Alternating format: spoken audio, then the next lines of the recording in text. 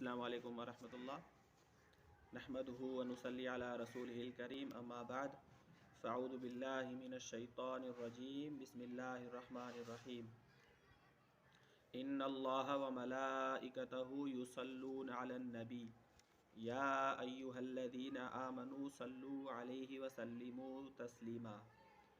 بے شک اللہ اور اس کے فرشتے درود و سلام بھیجتے رہتے ہیں نبی اکرم صلی اللہ علیہ وسلم پر۔ اے ایمان والو، تم بھی کثرت سے درود و سلام بھیجتے رہو نبی اکرم صلی اللہ علیہ وسلم پر۔ ہم نے دیکھا تھا کہ نبی اکرم صلی اللہ علیہ وسلم کی ولادت کے بعد جب حضرت آمنہ نے دیکھا تھا کہ ان کے بطن سے ایک نور نکل رہا ہے، اس طرح دیکھا تھا، اور جب حضور صلی اللہ علیہ وسلم پیدا ہوئے تو ان کے دادا کو خبر دی گئی، یعنی عبد المطلب کو خبر دی گئی کہ ان کا پوتا پیدا ہوا ہے، تو عبد المطلب کو سب سے زیادہ خوشی ہوئی تھی۔ اسی طرح جب اس زمانے میں عربوں کا یہ رواج تھا کہ وہ شہری بچوں کو دیہاتی عورتوں کے پاس بھیجتے دودھ پلانے کے لیے، تاکہ وہ جو بچے ہیں وہ جو گاؤں کی جو زبان ہے، عربی زبان، وہ سیکھ سکیں اور گاؤں کی عورتوں کا دودھ پی کر طاقتور بنے۔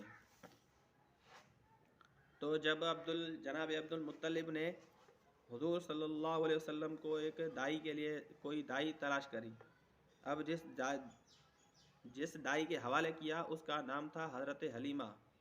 وہ بیٹی تھی ابی ذؤیب کی بیٹی تھی۔ یہ حلیمہ سعدیہ بنو سعد کے ایک قبیلے کی تھی، اور ان کا شوہر بھی بنو سعد کے ایک قبیلے سے تھا۔ حضرت حلیمہ کہتی ہیں کہ جب حضور صلی اللہ علیہ وسلم کو جب میں دودھ پلا رہی تھی، اب ان کی جو برکات تھی، جو برکت دیکھی تھی، جو مشاہدے کیے تھے، اب وہ خود ان کا بیان کرتی ہے۔ حضرت حلیمہ کہتی ہیں کہ میں اپنے شوہر کے ساتھ اپنا ایک چھوٹا سا بچہ لے کر بنو سعد کی کچھ عورتوں کے ساتھ قافلے میں شریک ہو گئی، اور میں اپنی ایک گدھی پر سوار ہوئی، اور ہمارے پاس ایک اونٹنی بھی تھی، لیکن بخدا اس میں ایک قطرہ بھی دودھ کا نہ تھا، اور ادھر بچہ جو ہے بھوک سے بلکتا، اور ہم رات بھر سو نہیں سکتے تھے۔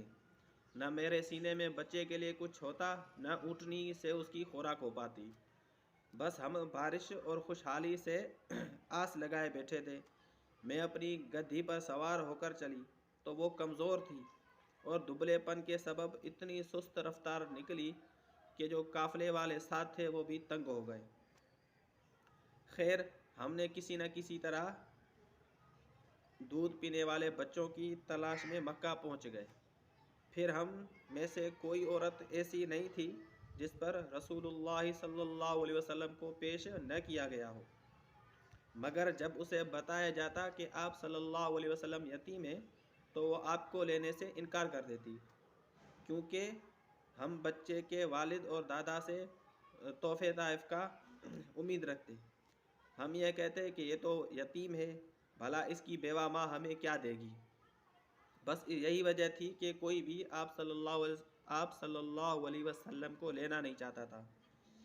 ادھر جتنی عورتیں بھی میرے ہمراہ آئیں، حضرت حلیمہ فرماتی ہیں کہ جتنی عورتیں بھی میرے ہمراہ آئیں ان کو کوئی نہ کوئی بچہ مل گیا، صرف مجھے ہی نہ مل سکا۔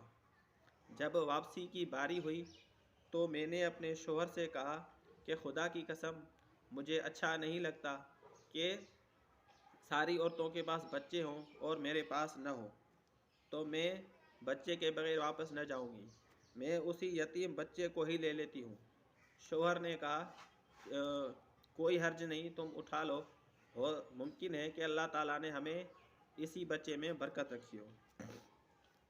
حضرت حلیمہ کہتی ہے کہ جب میں بچے کو لے کر اپنے ڈیرے پر واپس آئی اور اسے اپنی آغوش میں رکھا تو اس نے جس قدر چاہا، دونوں سینے دودھ کے ساتھ اس پر امن پڑے، اور اس نے شکم سیر ہو کر دودھ پیا۔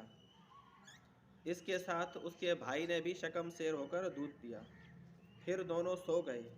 حالانکہ اس سے پہلے ہم اپنے بچے کے ساتھ سو نہیں سکتے تھے۔ ادھر میرے شوہر اونٹنی دونے گئے تو دیکھا کہ اس کے تھن بھی دودھ سے لبریز ہیں۔ انہوں نے اتنا دودھ دوہا کہ ہم دونوں نے नहायत आसूदा होकर पिया और बड़े बड़े आराम से रात गुजारी। उनका बयान है कि सुबह हुई तो मेरे शोहर ने कहा, हलीमा, खुदा की कसम तुमने एक बाबरकत रूह हासिल की है। मैंने कहा, मुझे भी यही तवक्का है। हलीमा कहती हैं कि इसके बाद हमारा काफ़िला रवाना हुआ।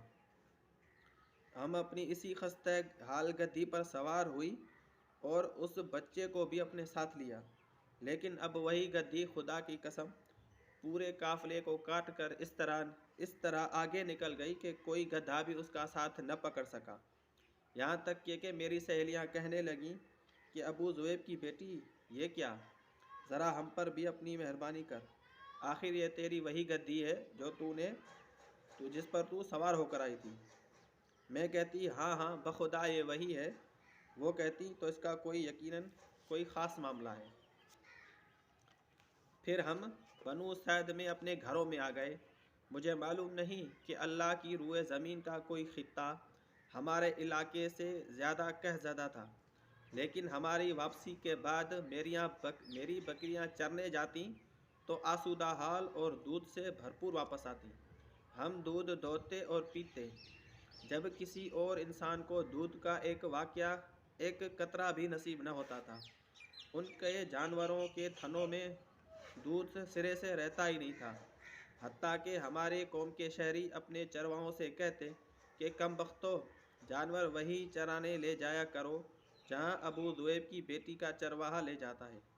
लेकिन तब भी उनकी बकरियां भूखी वापस आती।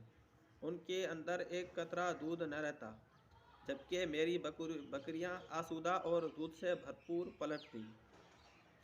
इस तरह हम अल्लाह की तरफ से मुसलसल इजाफे और खैर का मुशाहिदा करते रहे, यहाँ तक कि इस बच्चे के 2 साल पूरे हो गए और मैंने दूध छुड़ा दिया। ये बच्चा दूसरे बच्चों के मुकाबले में इस तरह बढ़ता रहा कि 2 साल पूरे होते होते वो कड़ा और घटीला हो चला। उसके बाद हम इस बच्चे को उसकी वालदा के पास ले गए, लेकिन हम इसकी जो बरकत देखते आए थे, इसकी वजह से हमारी इंतहाई ख्वाहिश यही थी कि वो हमारे पास रहे। चुनाचा हमने उसकी माँ से गुफ्तगू की। मैंने कहा, क्यों ना आप अपने बच्चे को मेरे पास ही रहने दें कि ज़रा मजबूत हो जाए, क्योंकि मुझे इसके मुतल्लिक मक्के की वबा का ख़तरा है। गर्द हमारे मुसलसल इसरार पर उन्होंने बच्चा हमें दे दिया। अस्सलामु अलैकुम वरहमतुल्लाह।